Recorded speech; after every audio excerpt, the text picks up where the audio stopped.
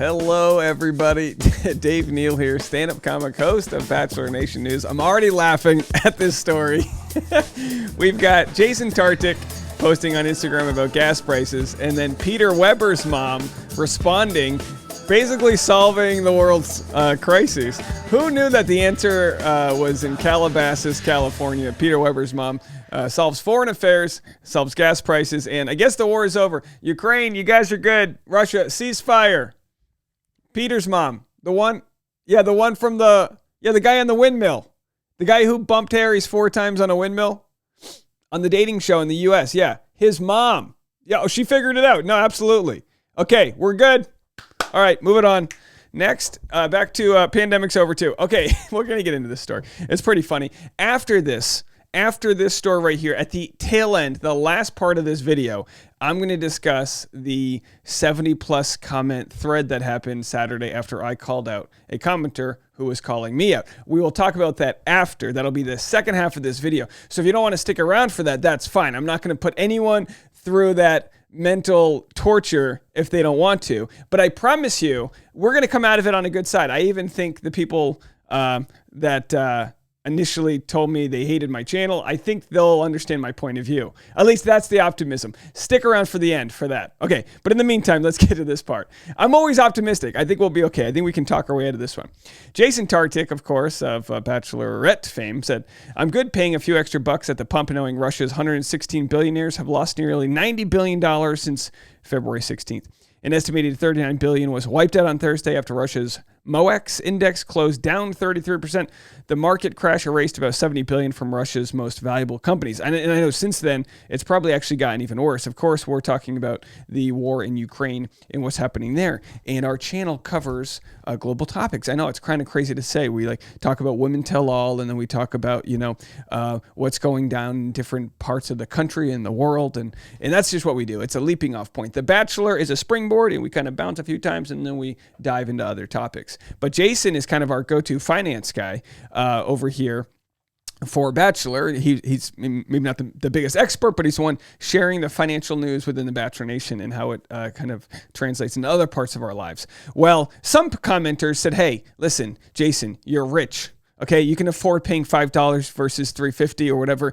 I fill up gas right now in California at $5. It doesn't affect me whatsoever. It doesn't mean I don't want policies to change to lower the prices." Now the question then becomes, is this President Biden's the reason that we're spending $5 to the gallon for gas, or are there other very complex issues with supply demand in all that? And I'll share both sides. I will. Don't worry. I'll share both sides. There's always someone to blame. But what's funny is Sweetnum's Peter Weber's mom responds here.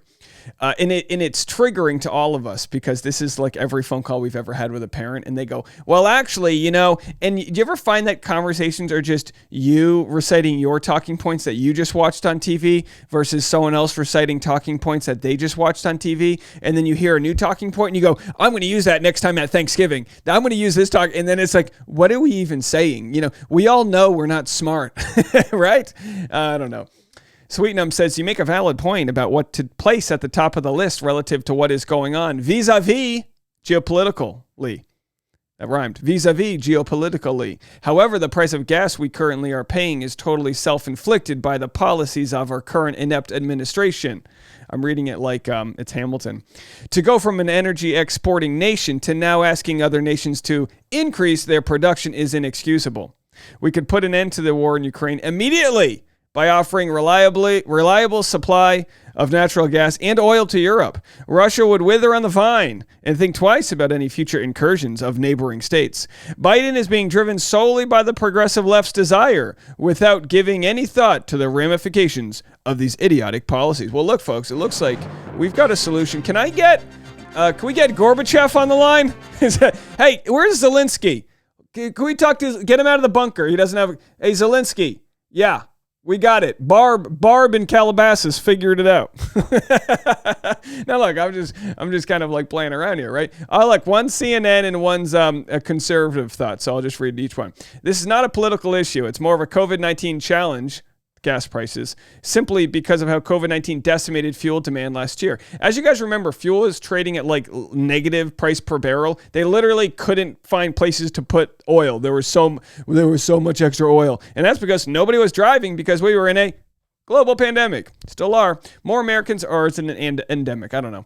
More Americans are getting out. Gasoline demand has soared from a year ago. The White House has also pushed back on Jim Jordan's accusations, with White House Press Secretary Jen Psaki tweeting that gas prices are the same now as they were in June 2018. In June 2018, you could find the national average. Okay, so you have people on one side saying, no, it's a supply-demand issue, and then people on the other are saying, well, actually, Joe Biden was listening to the progressive left and decided to cut fracking and cut these other things and stop federal drilling of oil. And it kind of goes back and forth, right? In a little bit of each might be true, right? But it's more complicated than what we're going to see in like a Instagram comment. Further, it's not clear. Does the Biden team know what they're doing is the question. Apparently not. For instance, Biden has set a goal to make half of all new vehicles sold by 2030 zero emissions. So there's these initiatives that are in place to make the country more green, which aren't where we want them to be. And my viewpoint as someone who wants progress is rather than keep on waiting, rather than be relying on foreign countries and foreign soil for our oil. Hey, look, there's no better time than now to keep investing in sustainable technology. That's where my view comes from. People say, well, it stopped blowing wind in Germany for a few weeks. The Baltic Sea ran dry from wind, and then with the oil, the prices went up in other areas. Listen, that's all stuff that has to be figured out. But it used to be people saying, oh, we can't have electric cars. It's the environmental cost. That's still stuff that needs to be figured out, right? Progressing towards better technology, like getting free electricity from the sun as it rains down onto our rooftops. Progressing to better technology means finding new and innovative ways. And when you invest in the new technology, my belief is the price gets driven down because companies want to innovate. And, just like, you look at big tobacco, people stopped smoking. They're like, all right, we'll invest in vapes. People don't want to vape. All right, we'll invest in Nicorette gum. I mean, it's just like, big pharma. If you decide you want to take vitamins, they're the ones who own the vitamins too. You know what I mean? So anyway, my thought is it's way more complicated than just one person responding to another, but that's where it's at. You can leave a comment, and it's clearly not one side versus the other. It's foolish when Trump was president for people to think he had anything to do with the gas prices during a global pandemic. It's like we realized what supply and demand was. We all studied economics, right? We know what this is. Maybe not. So here's what Jason's response was to the commenters saying, hey, it's nice that you don't have to worry about gas prices. Thousand of you guys like this post. That tells me that you understand it, you're supportive of it, it makes sense. In the comments, about 75 to 60% were positive, and about 25 to 30% or so were completely negative, but the negativity didn't really make sense. So I want to make sure I clear up what the meaning of this post is. The meaning of this post is the following. The reason we're paying more at the pumps in the last several days I haven't watched is because of the fear of the oil supply getting cut off. Why is there that fear? Because Russia is attacking Ukraine. And I'll also add this, oil companies should be regulated more.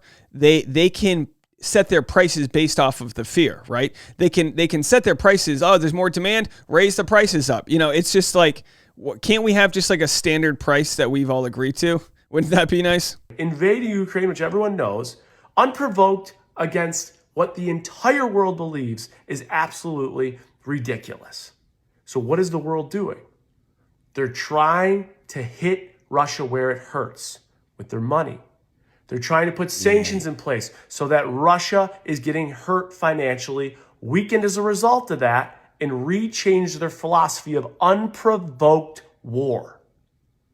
So my point is that if I have to pay a few more bucks at the pump because of the world strategy of hurting and weakening Russia's economy because of what they're doing, I'm here for it. And when you put it in perspective, which is the point of this entire tweet, yes, financially that hurts. No, we never want gas prices to go up. That's terrible for the economy. But if we have to pay a few more bucks Let's put in perspective. It's a lot better than having a 3-year-old and having to leave your 3-year-old and go to war and your wife. It's a lot better than grandmother sitting with AK-47s. It's a lot better than the terror that's happening in Ukraine. That is my point. So, do I have sensitivity for those that can't afford the extra? Do you like how he used anger? We're going to bring this up, but he used anger to further his point. I don't think he's actually upset, but you see how he's kind of getting there, right? Dollars at the pump. Of course I have sensitivity for them. I own a company called Restart, in which every single day we work to increase people's financial acumen so they're in a better place financially. We work to refine people's careers so they're on the path that they imagine so that they can increase their earnings. But when you put it in perspective, do it, Jason. if we have to pay a few bucks more to support the world strategy in cutting Russia off, given this unprovoked madness, I'm here for it. And when you put it in perspective, paying a few more bucks, dealing with some of the financial consequences are nothing compared to what's happening in Ukraine right now. So that is me further explaining this tweet. Gotta love it, folks. All right, so it's like we create these like false dualities. Like, well, you're rich, so it doesn't affect you. Well, it doesn't affect Jason. Obviously, he does have more money. That's a separate issue.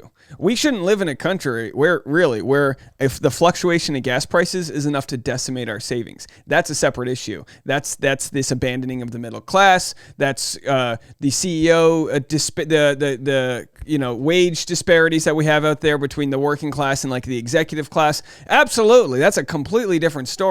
Now, I've been talking about the war in Ukraine. I got this nice little thing here. I stand with Ukraine, and we are going to be donating to the Ukraine Crisis Relief Fund. And this is a link I'm going to be encouraging you guys to donate to.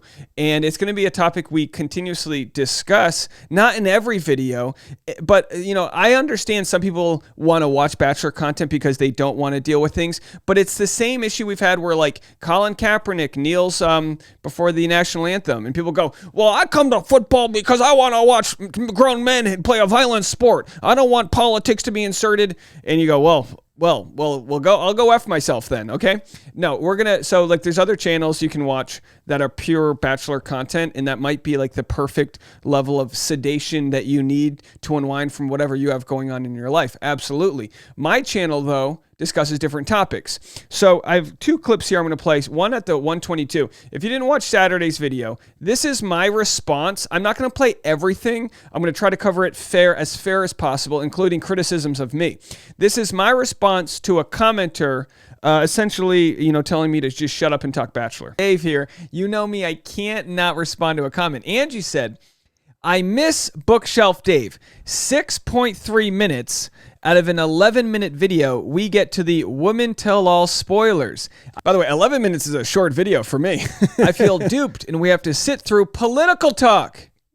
Oh, Angie, I'm so sorry. So I'm going to be using different tools here to get my point across. One being sarcasm and one being, I guess you would say the tool is anger, right? You had to sit through political talk.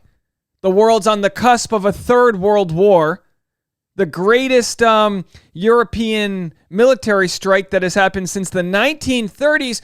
Oh, Angie, did we throw you for a loop out there that the real world still exists even if you don't want it to? All right, so now, of course, Angie got very upset about this. I'm going to read Angie's comments, but Angie, I think we can get to a place here where we're like, Angie, my goal is still that we can hug this out, okay? I still have that goal. Now, you called me, we'll get into what you've called me, but that's fine. I appreciate opinions on the channel. But I will, when we talk about cracking an egg to make an omelet, I guess I have to break down what that means a little bit more. The egg you crack to make the omelet, that's like the metaphor of like, calling someone out for a greater message. And I took the liberty of calling Angie out here, mainly because she's not it's not like I'm calling out, like, this is Jill Stein, who works at Starbucks with 3 children, and I'm blasting you on the internet. You're a commenter, and I say faceless because we don't know what you look like. We're not attacking you. There's no personal attacks here because all we know is what we see on the screen, right? So that takes away the aspect of of like bullying. This is just somebody we're talking about was saying this is a viewpoint that people have. It's pretty rare on my channel because people know what they're going to get. And that's why we're burying this part of the story on the second half of this video. If you felt like you were duped, this is in the second half of the video. There's different types of content I make. There's content for the regulars, and then there's like breaking news stories. When there's a real breaking news story, I try to bring as much information to the top of the video as possible because I know that there'll be new eyeballs on me and they want the news. When we do stories like this one that I did here and the one you're watching now, it's more what I call mealtime videos. And mealtime videos are between 10 and 15 minutes long. They're the type of videos that someone wants to put on while they're doing the dishes, while they're feeding their baby, while they're folding clothes. It's the type of video you want to put on where you're not just here looking for the 1 or 2 second story. Because if Angie really wanted the Women Tell All spoilers, just go to Reality Steve's blog or any of the Instagram accounts. They'll give you that information right away. My thumbnail is a click that will get you into the mealtime video, which it will be discussed, but maybe not the first thing that you watch. It's a very fluid conversation that can happen out here. So let's just jump to the 313 part, and I'm going to get to Angie's response. This will take a few minutes. Power recapper, Dave. Good grief, Angie. Listen, if you're so blissfully ignorant. Now I say if, right? So that's like a conditional statement, right? So it's like, all right, if Angie initially said this, then the next conditional statement, if you feel like you need to wait 6 minutes before getting a simple spoiler, and if you feel duped that it's going to be political talk and not the Women Tell All issues, then X, Y, and Z. So that's the look at it as if this was a comedy club, right? I'm on stage and there's you guys in the audience and someone says, move it on, next joke. At that moment, you are completely open to whatever my response is going to be to hit the gavel in the community and get the conversation going where it's already intended to go. Does that make sense? So you take it personally, and that's our choice. Our choice when it comes to offense is to choose to take it. You can take offense or you can leave it, right? And you chose to take it as if it was a personal attack. And I'm telling you, Angie, it's not a personal attack because I don't know you. I'm sure you're a kind soul. I'm sure you make nice muffins and have a good lasagna recipe and all these other things. I'm sure if I met you today and you knocked on the door, we'd have a big hug and resolve it. I hate when the conversation is one person talking, another person, in a commenter. I hate the dynamic that exists. And some people did agree with you and essentially says, hey, Dave was too mean. Dave's platform is bigger. And my thought is, well, does that mean you get to leave these comments unattended to? Or do I get the chance to read through my comments, see what people are saying, find something brazen, and then call it out? So you called it bullying. I call it just responding. I actually thought I was quite fair in my response. Yes, I get upset. It's a vehicle. Okay? Because it's not, I don't leave going, man, F Angie. I go, oh, good grief, Angie. It's a vehicle to the conversation. And I called it a crescendo in a video to get to a point where it's like, hello here. The issues that exist are far greater. And for some people that are watching that on a Saturday morning, they might go, oh man, like I didn't want to get all riled up. And to that I go, I can't control how you're going to feel. I can't control when you're going to watch something or what mood you're in. All I can do is be as authentic to my feelings as possible and still try to be as respectful as possible. I don't view this as being disrespectful to Angie. I think most people agreed with me, although I'm not looking for an echo chamber. So if anyone wants to disagree, have at it. So I'm just going to quickly read. I'm not going to get to 74 comments, but just quickly. This was Angie's response to that video. Great way to use your platform. Way to take feedback, Dave. My comment was to refer that this has been going on prior to this recent invasion and innocent lives being lost. My comment is to refer to how now all of a sudden people care so much, but we were silent over the past few months where our voices in protest could have been better served in effort to prevent this invasion and motivate our president to do something about it versus making empty threats. And your video was promoting a news website, not really talking about the people of Ukraine. That's being ignorant. What a bully, Dave, to make a video about a viewer comment that does not have the same platform to provide an equal reply. Must have hit a nerve if you did all this. By the way, if ever I am in a comedy show and a heckler does say something back and I kind of rip at them and everyone laughs, I always feel bad for the heckler. I really do. It's not something I necessarily want to do. Now look, I chose to respond to Andy's comments, right? So we can continue talking about this. But it's not like I get great joy out of slamming Angie. But, she essentially said what a lot of these commenters say, which is dance for me and do what I want, perform the way I want you to perform. And I'm just telling people that that's just not realistic to expect out of any creator. And if they're doing that, they're a hack. If they're just giving you what you want and nothing extra, and again, I'm not blaming the Tayshas of the world because they can profit off of Bachelor and keep their mouth shut about other issues, but that's just not what we do here. That's just not what we do. So Andrew said, must have hit a nerve if you did all of this. Not really. I think it's good content and good for the discussion. Maybe you should put a warning in the comment section that only complimentary comments are welcome. Otherwise, Dave will make a YouTube video about you. Do you want to talk to my supervisor? So, of course, I responded, my response is now bullying. What a world. Let me remind you, bullying doesn't exist when you're just a first name with a dog photo and you're entering my living room, right? So this person came into my living room, said, hey, your cooking smells, and then walked out. And I go, hello, hold on a second. Wait a second. We're going to have to deal with that.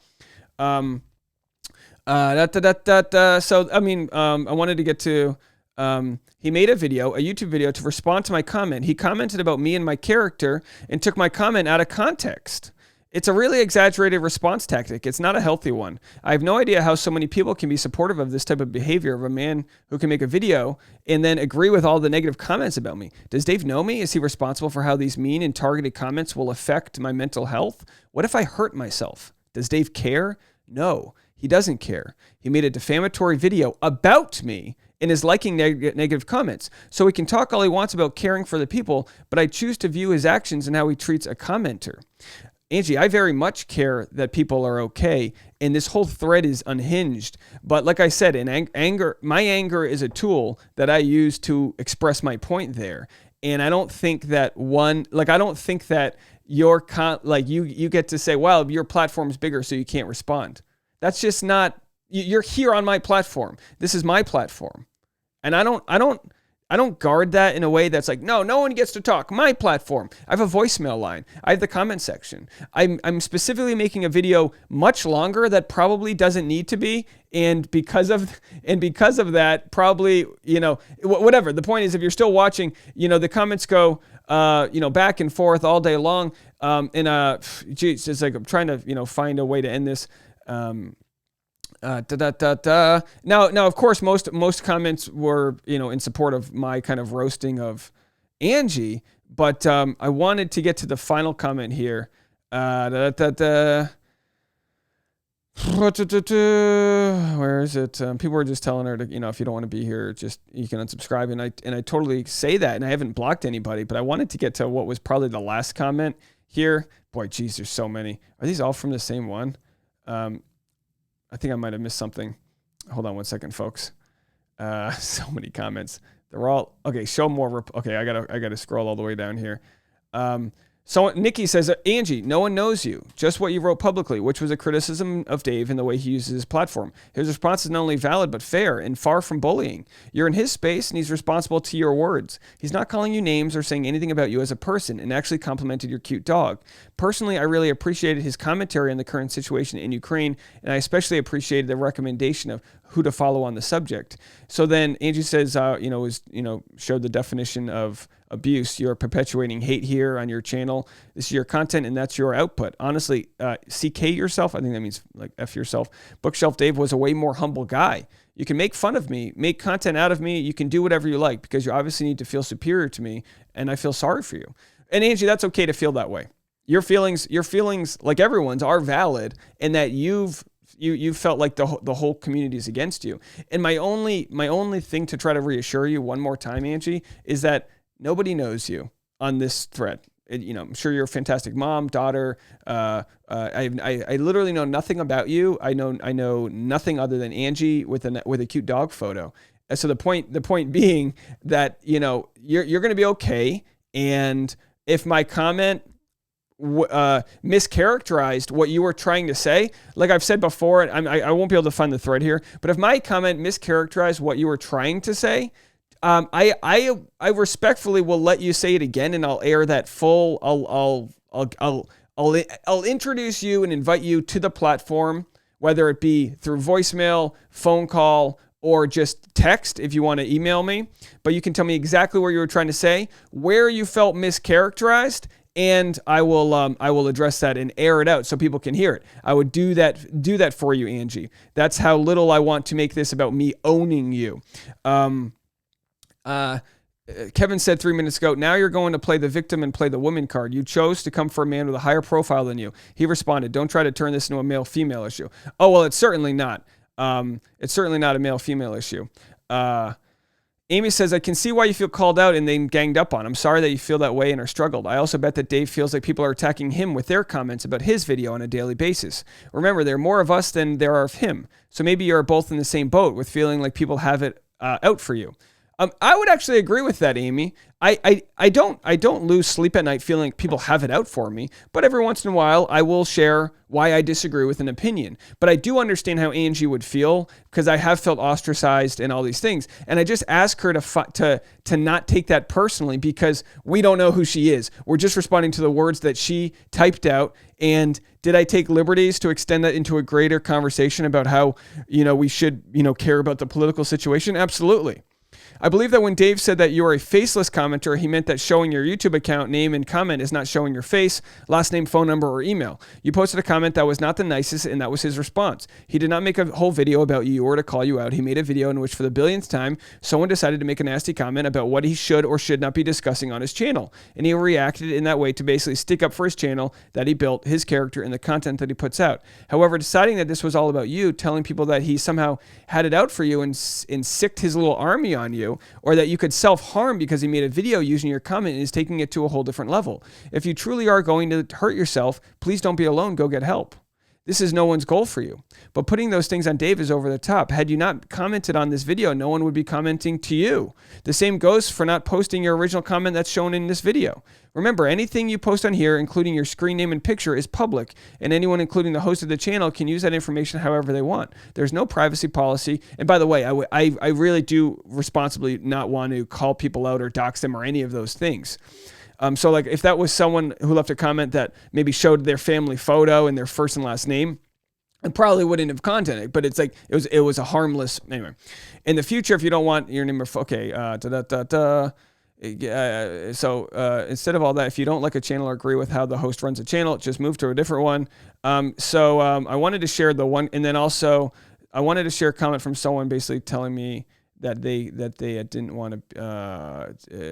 I can't find it. There was a few comments from people saying, "Hey, I don't like Dave. I don't like that this hate that was perpetuated. So I'm going to unsubscribe from Dave." And listen, Okay. If that's how you feel about this conversation, okay. I can understand how people hear a man yelling and they could take it as like I'm scolding you or talking like that. But I think there's some equity built and track record to show that we're here to have the conversation. And I've made this way too long. So if this was a complete waste of your time, that I will apologize for. But I won't apologize for saying how I feel, in that you can't take what you said, which we all saw here, with your original comments, and then say it was taken out of character. You could say that I elaborated on what you said to make a bigger point. I'll give you that. That's fine. But I'm just asking you not to take offense to it, because that's under your control to do. And I think we can find a way to work towards things we both agree on, one of which being that this will be the link that we're donating to Ukraine Crisis Relief Fund. I'll probably talk about it more on the live stream today. I'm still working on some information, but we have some members from our community that have family in Ukraine. This is what they recommended, and we're going to try to help people out as much as we can as we watch this real tragedy play out. All of our petty little issues are nothing compared to the greater ones, but at the same time, I know a lot of people are already going through tough times with the pandemic, and I just hope that everyone can keep your head above water. Let me know what you guys think. Leave a comment, and we'll have more videos coming to you today. Live stream before and after tonight's East Coast episode. If you get lucky, maybe a West Coast one too. All right, folks, we'll see you in a little bit. Be kind out there.